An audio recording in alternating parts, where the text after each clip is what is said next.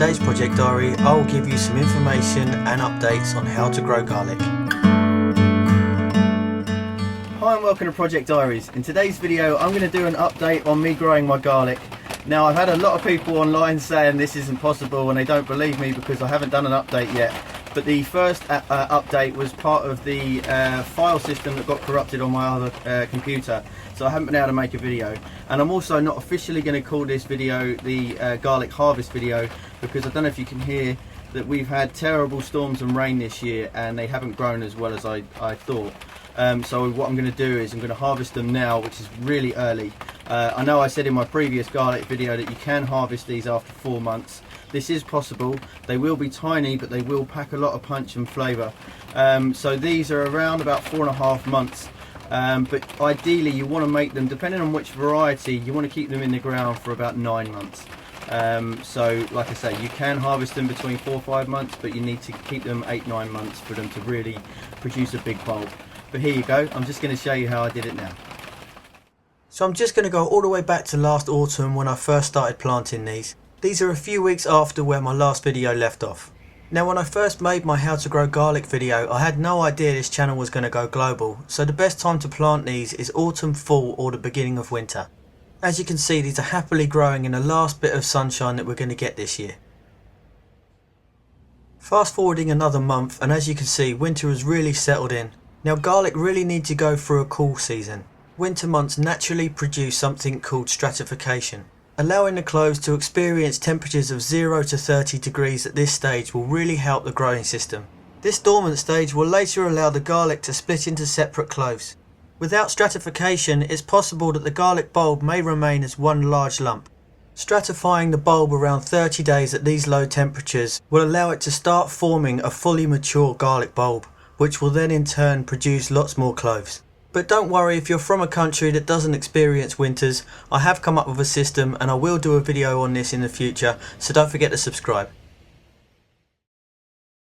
Here they are 3 months in and they've survived a really cold winter. Now there's no need to worry if they don't look like they're growing much or changing. Everything that you're growing is actually underneath the soil, so there's no need to worry. What you can look out for is the stems getting thicker. Now there are many different varieties of garlic that you can grow, but there's mainly 2 different types, and that's soft neck or hard neck.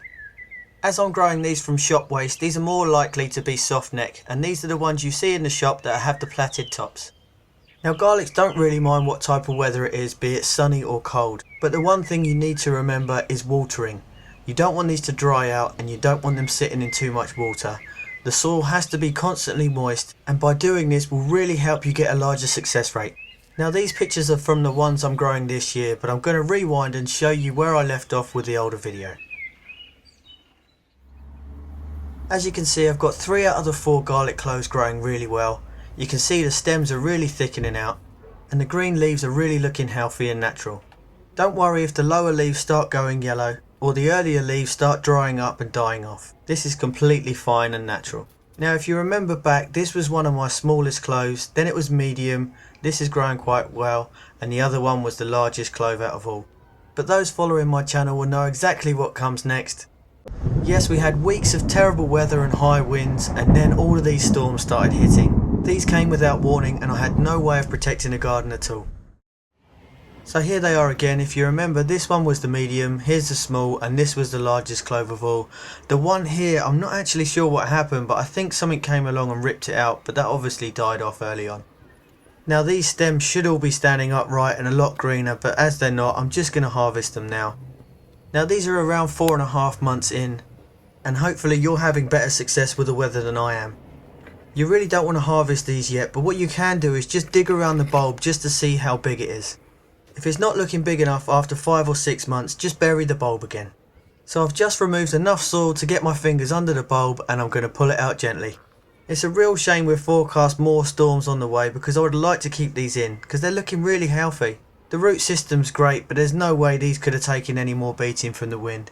Now this was the tiniest clove out of them all, so I'm not really expecting too much from this. This was just an experiment, but I would always recommend using the biggest cloves you have.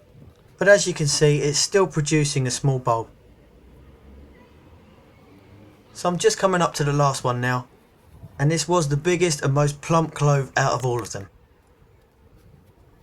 just carefully scraping the soil back in order not to split or damage the bulb itself, and then carefully tease it out. Now the root system on this one should be really big. Yeah, as you can see, this is really good, and this is exactly how it's supposed to look. So as I said, this isn't my official harvesting garlic video. I will do another one in the future. I just wanted to show you an update because so many people were asking. I hope this is evidence enough for all you skeptics out there that didn't believe you can actually regrow garlic from cloves. But hopefully one thing you've learnt from this is always use the biggest clove you've got to grow bigger garlic.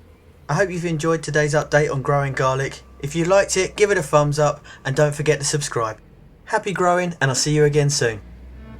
If you'd like to keep up to date on all of my future releases, click the subscribe button here. Here are some links to some of my other videos.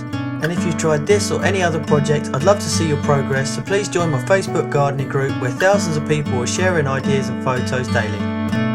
Thanks for watching, and I'll see you again next time.